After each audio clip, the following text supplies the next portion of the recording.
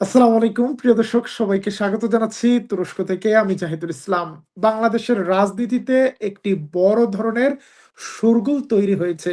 জামাতের সাথে বৈঠক করেছে ভারত এবং সেই বৈঠক করা হয়েছে গোপনে। সেই গোপনীয়তা ফাঁস করে দিয়েছে জামাতের আমির ডাক্তার শফিক।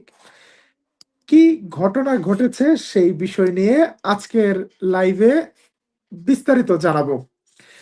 আজকে ৩১ ৩১ ডিসেম্বর বার্তা সংস্থা রয়টার্স একটি সাক্ষাৎকার নিয়েছিল জামাতের আমিরের, এবং সেই সাক্ষাৎকারের একটা চুম্বক অংশকে হেডলাইন করেছে বাংলাদেশের অনেক মিডিয়া।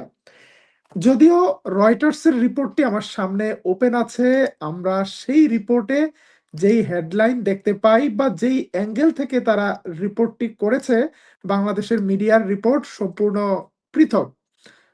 আমি জানি না আপনারা আমার স্ক্রিনে রয়টার্সের রিপোর্টটি দেখতে পাচ্ছেন কিনা। আমি আপনাদেরকে রয়টার্সের চেষ্টা করছি। হ্যাঁ, এখানে রয়টার্স যে রিপোর্টটি করেছে তার নাম হলো Bangladesh Islamist party open to unity government after February vote. অর্থাৎ বাংলাদেশের ইসলামিক দল জামাত ইসলামী আহ, সব দলের প্রতি তারা ওপেন, তারা একটা জাতীয় সরকার গঠন করার জন্য প্রস্তুত আছে সবাইকে নিয়ে, এবং সেটা ফেব্রুয়ারির নির্বাচনের পরবর্তীতে হবে। সেখানে অনেক বিষয় নিয়েই জামাতের আমির কথা বলেছে। এই সাক্ষাৎকারে জামাতের আমির কথা বলেছে আগামী নির্বাচন নিয়ে, সুযোগ পেলে ঐক্যের সরকার গঠন নিয়ে, শেখ হাসিনার ভারতে পালিয়ে যাওয়া নিয়ে, প্রতিবেশী দেশগুলোর সাথে সম্পর্ক নিয়ে, দুর্নীতির বিরুদ্ধে কাজ সহ বিভিন্ন বিষয় নিয়ে।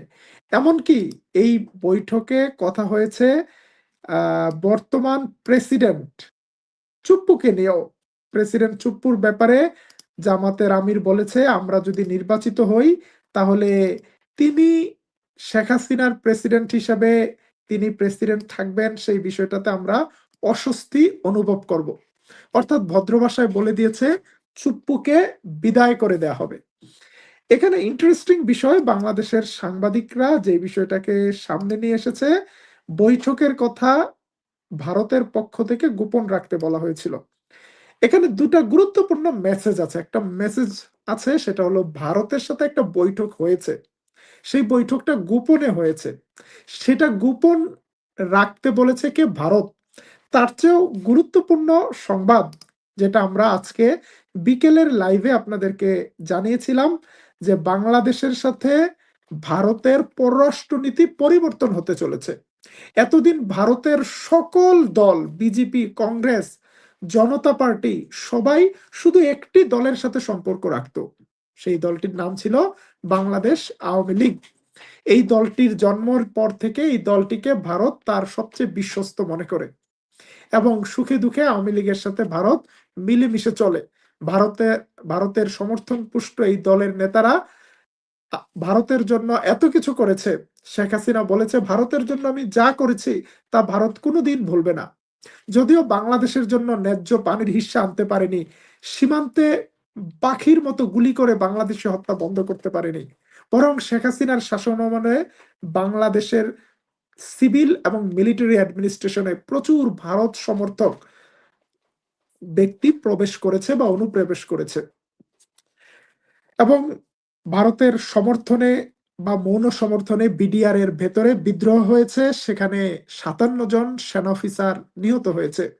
যেই রিপোর্টটিকে ধামাচাপা দেওয়ার চেষ্টা চলছে এখনো। কিন্তু ইন্টারেস্টিং বিষয় হলো, হাসিনার পালায়নের পর, দিল্লিতে চলে যাওয়ার পর ঢাকায় কে ক্ষমতায় আসছে, এই বিষয়টা নিয়ে ভারত উদ্বিগ্ন আছে। ঢাকায় যেই ক্ষমতায় আসুক, তার সাথে ভারতকে কাজ করতে হবে। সে কারণে ভারত দফায় দফায় বাংলাদেশের বিভিন্ন রাজনৈতিক দলের সাথে সাক্ষাৎ করেছে। বাংলাদেশের কিছু রাজনৈতিক নেতারা সর্দি কাশি হলে সিঙ্গাপুর যান, থাইল্যান্ডে যান চিকিৎসার জন্য। আমাদের কাছে তথ্য আছে সেখানে আসলে চিকিৎসা একমাত্র উদ্দেশ্য নয়। উদ্দেশ্য হলো ভারতীয় কর্মকর্তারা আসেন, সেখানে তাদের সাথে দেখা হয়। দফায় দফায় বিভিন্ন ধরনের মিটিং হয়েছে। ভারত শুধুমাত্র একটি নয়, ক্ষমতায় আসতে পারে এমন প্রতিটি দলের সাথেই যোগাযোগ করছে। এবং আজকে সম্ভবত ভারতের পক্ষ থেকে সবচেয়ে বড় প্রকাশ্য বৈঠকটি হয়েছে বিএনপির সাথে। এবং সেই বৈঠকটিতে ভারত বিএনপির দুর্বল সময়টাকে কাজে লাগিয়েছে। যখন বিএনপির চেয়ারপারসন খালেদা জিয়া মৃত্যুবরণ করেছেন, তখন খালেদা জিয়ার মৃত্যুতে শোক প্রকাশ করে একটি শোক বইয়ে শোক বার্তা লিখে তারেক রহমানের কাছে হস্তান্তর করেছেন। এখন অতীতের সম্পর্ক যাই থাকুক, দুঃখের দিনে, জানাজার দিনে কেউ যদি এসে দুঃখ প্রকাশ করে, তাকে তো আর কিছু বলা যায় না। কার্টিসি ভিজিট হিসেবে বিএনপি ভারতের পররাষ্ট্রমন্ত্রীকে সসম্মানে গ্রহণ করেছেন, তার সাথে বৈঠক করেছেন। যতটুকু কার্টিসি ভিজিট করা যায় সেটা হয়েছে। এই বৈঠকটা ছিল প্রকাশ্য এবং এই বৈঠকটার মেসেজ হলো বাংলাদেশের ক্ষমতায় যেই আসতে চায় বা আসুক, তার সাথে বসতে বাধ্য হবে ভারত। আমি আগের লাইভে বলেছিলাম যে বাংলাদেশের ভারতকে যতটুকু প্রয়োজন, ভারতের বাংলাদেশকে তার চেয়ে বেশি প্রয়োজন। আজকের একটা মিলিয়ন ডলার কোশ্চেন হতে পারে, বাংলাদেশে যদি কোনো ইসলামপন্থী দল ক্ষমতায় আসে, তাহলে কি ভারত তাদের সাথে বসবে? ভারত যেভাবে জামাত ইসলামী, হেফাজতে ইসলামী সহ ইসলামিক দলগুলোকে তুচ্ছ তাচ্ছিল্য করে, তাতে মনে হয় ভারত মনে হয় কোনোদিনও ইসলামিক দলগুলোর সাথে বসবে না। ভাই, বসবে। আপনি ক্ষমতায় আসেন, আপনার সাথে বাপ ডেকে বসবে, বাপ ডেকে। আজকে যেই ভারতীয় মিডিয়া, যেই দিল্লি স্টার, প্রথম আলো তালেবানদেরকে সন্ত্রাসী মনে করত, সন্ত্রাসী বলতো, দেখুন তালেবান ক্ষমতায় আসার পরে নরেন্দ্র মোদীর দল কিন্তু তালেবানের পররাষ্ট্রমন্ত্রীকে দাওয়াত দিয়ে দিল্লিতে জামাই আদর করেছে। কতদিন? ৩ দিন নয়, একটানা ১৪ দিন সফর করেছেন আমির মোত্তাকি, তালেবানের পররাষ্ট্রমন্ত্রী। অর্থাৎ ক্ষমতায় আসলে আপনার সাথে দিল্লি ডিল করতে বাধ্য। এবং খুব ইন্টারেস্টিং বিষয়, দিল্লি ইতিমধ্যে টেনশনে আছে, বাংলাদেশের ক্ষমতায় কি বিএনপির নেতৃত্বাধীন জোট ক্ষমতায় আসবে নাকি জামাতের নেতৃত্বাধীন জোট ক্ষমতায় আসবে। এখন জামাতের সাথেও দিল্লি বৈঠক করার চেষ্টা করেছে এবং সেখানেও দুর্বল সময়টিকে বেছে নেওয়া হয়েছে। জামাতের আমির যখন অসুস্থ, বাইপাস সার্জারি হয়েছে আপনারা জানেন, সেই সময় নাকি দেখা করতে এসেছে ভারতীয় ডিপ্লোম্যাটরা। অসুস্থ মানুষের সাথে দেখা করতে আসলে কি বলার আছে? এই আজকের তারেক রহমানের সাথে বৈঠকের মধ্যেও একটি বৈঠক হয়েছে। কিন্তু ইন্টারেস্টিং বিষয়, সেই বৈঠকটি সম্পর্কে কাউকে কিছু বলতে নিষেধ করেছে ভারতীয় কর্মকর্তারা। এইখানে ডাক্তার শফিক সাহেব রয়টার্সকে বলছেন যে আমাদের অফিসে তো অনেক দলের, অনেক দেশের ডিপ্লোম্যাটরা আসেন। আমেরিকার ডিপ্লোম্যাটরা আসেন, ইউরোপীয় ইউনিয়নের আসেন, চীনের, রাশিয়ার আসেন, প্রকাশ্যে মিটিং করেন। আমরা একটা রাজনৈতিক দল, আপনারা একটা রাজনৈতিক দল। আপনারা আমাদের সাথে প্রকাশ্যে মিটিং করতে কি সমস্যা? ভারতীয় কর্মকর্তারা বলেছে যে না, আপনারা বৈঠকটা গোপন রাখেন। এখানে ডক্টর শফিক বলেছে, আমরা যতটুকু রয়টার্সের রিপোর্টে জানতে পারছি যে কেন এই বৈঠক গোপন রাখতে হবে? অন্য সবার সাথে ওপেনলি হতে পারলে, এটা ওপেনলি হতে সমস্যা কই? আমাদের সবার প্রতি উন্মুক্ত হতে হবে।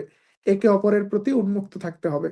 অর্থাৎ কোনো গোপন আলোচনা, লেনদেন নয়, বরং প্রকাশ্য ডিপ্লোম্যাটিক রিলেশনের কথা বলেছে জামাত। জামাতের আমিরের এই বক্তব্যকে কিভাবে মূল্যায়ন করবেন? ভারত ভারত আমাদের প্রতিবেশী। ভারতের আমাদেরকে যেমন লাগবে, আমাদেরও নানা ইস্যুতে ভারতের সাথে কথা বলতে হবে।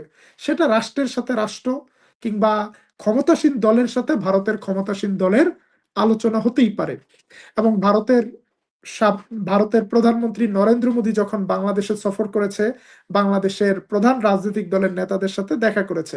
তখনকার সময়ের প্রধান বিরোধী দলীয় নেতা কিংবা প্রধান রাজনৈতিক দলের নেতা খালেদা জিয়ার সাথেও দেখা করেছে। এখন ইন্টারেস্টিং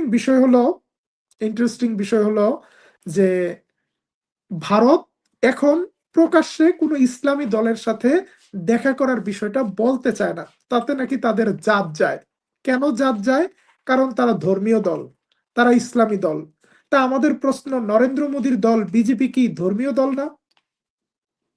বিজেপি হিন্দুত্ববাদী রাজনীতি করে, পুরোপুরি ধর্মীয় দল।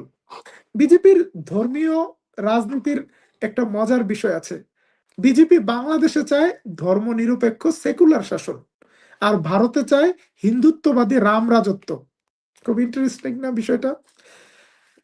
বাংলাদেশে কোনো ধর্মভিত্তিক দল ক্ষমতায় আসুক সেটা বিজেপি চায় না। আবার বিজেপি নিজের দেশে ধর্মভিত্তিক রাজনীতি করে ক্ষমতায় আসছে। বাংলাদেশের মানুষ যারা ধর্মভিত্তিক রাজনীতি করে তারা যথেষ্ট সহনশীল। বাংলাদেশের ইতিহাসে কোনোদিন কোনো হিন্দুকে ধরে কেউ বলেনি যে নারে তাকবীর বল, লা ইলাহা ইল্লাল্লাহ বল। অথচ আপনারা দেখবেন যে ভারতের রাজনীতিতে হিন্দুত্ববাদী লোকজন নিরীহ মুসলমানদেরকে রাস্তাঘাটে ধরে বলে জয় শ্রীরাম বল, জয় শ্রীরাম জোর করে বলতে বাধ্য করা হয়। এটা হলো হিন্দুত্ববাদী রাজনীতির ডাবল স্ট্যান্ডার্ড।